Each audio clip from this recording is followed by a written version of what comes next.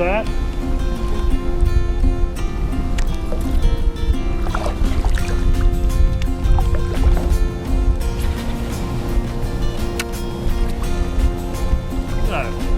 Gar or something that jumped in the center here.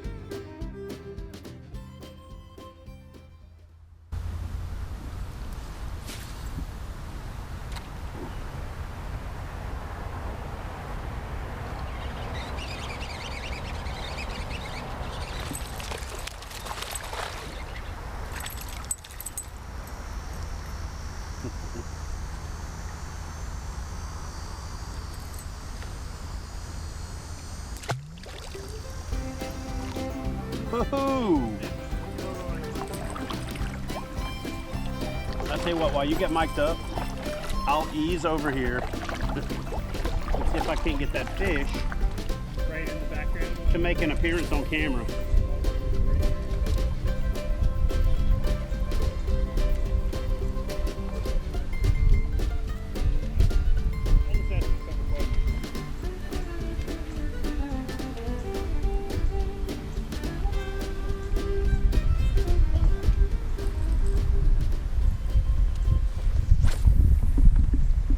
Boom!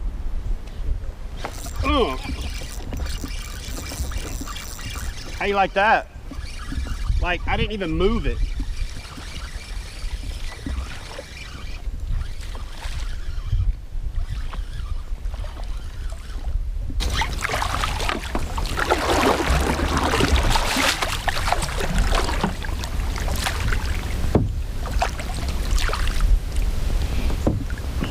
That's what you call a bad day.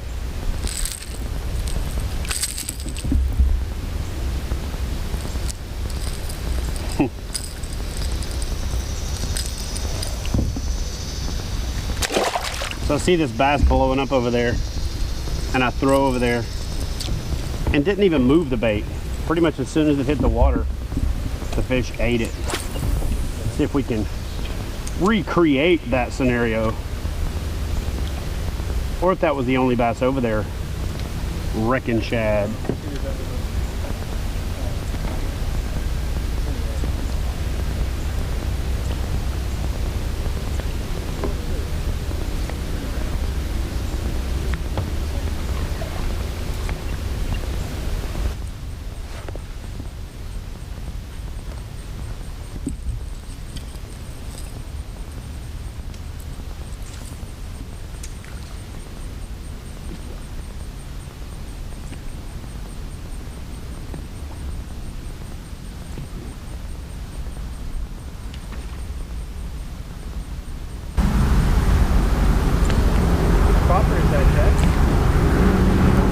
Strike King.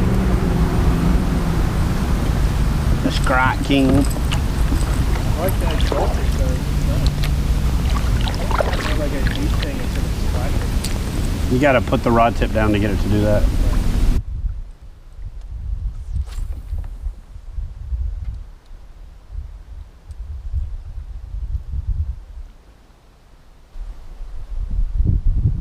Alright, so we had some overcast move in. I caught a couple fish on a spinnerbait, but I've had some short striking the spinnerbait. We're off peak for the feeding time, so what I've done is I've switched to a popper. And the reason that I like to switch to a popper is because it looks like something has died or dying. It moves in short strokes, so it really stimulates the bass to eat it, but it sits in the strike zone for a little bit longer, and it gives them a chance to talk themselves into eating it if they're not going to just absolutely chase something down. Makes a lot of noise, calls fish in from a distance, and with all these scattered stumps and wood out here, this overcast rolling in, the wind starting to pick up, feel like a front may be coming. I really like throwing these cup mouth poppers. You know, I like the ones from, you know, several different companies, but my favorite one is this little Strike King version right here. This is Sexy Shad. The chrome one when there's a little bit more sun out, and so I'm just gonna throw this thing for the next hour or so. Let me see if I can't get the biggest fish in here by stimulating that kill instinct, because this looks like a crippled bait fish. Not moving out of the strike zone very fast. The fish are off peak right now, but there's a front coming. These fish should be getting a little more aggressive with the cloud cover coming in. That should spike them up, you know, kick them up a bit, and all in all, the fish should get a little bit more active, but they're still not chasing aggressively. So I want something that's going to stay in the strike zone a little bit longer, and that's why I'm going with this popper instead of a walk the dog style bait or a buzz bait. And I'm going to throw the double plopper here and there, but I'm going to stick with this popper for a while and try to call up that big old bass in here by stimulating that killer instinct.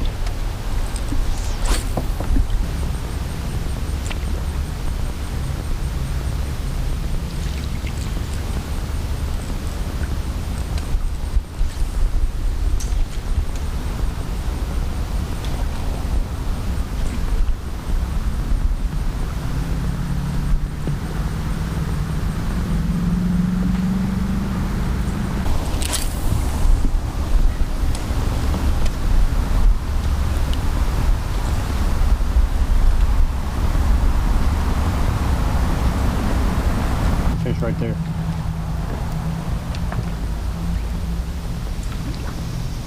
The bank. There he is. Oh! Dang it!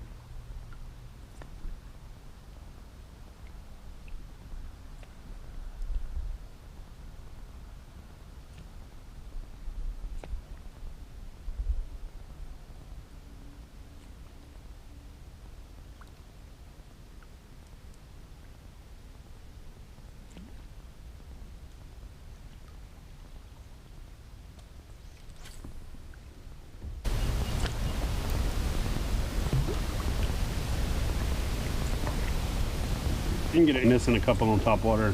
That'll be a good cutaway to it. Because it was right there when the hook came out.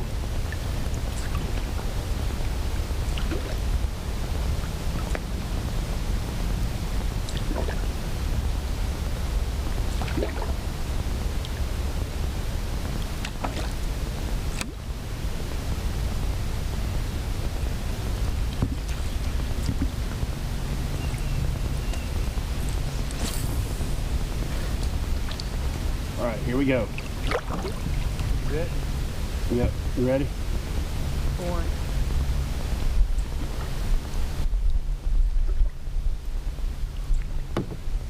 If he don't come out to it on this cast, I'm gonna go up and a little closer to the bank and get him.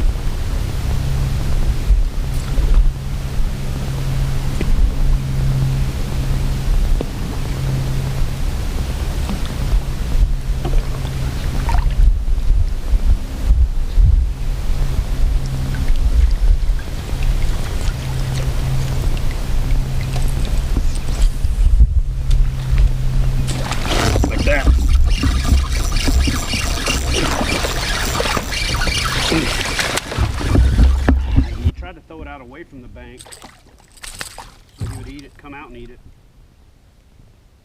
Because I was worried about getting caught on that grass. But I throwed it up in that pocket and gave it a tiny little tug and pow! He flat annihilated that thing, got both hooks. And what I did is I threw out away from the bank. I saw him chasing bait, and there's some grass up there, and I didn't want to get the treble hooks caught in the grass. After two retrieves, and he didn't come out, I threw it up in the pocket and just barely twisted it, and he annihilated it.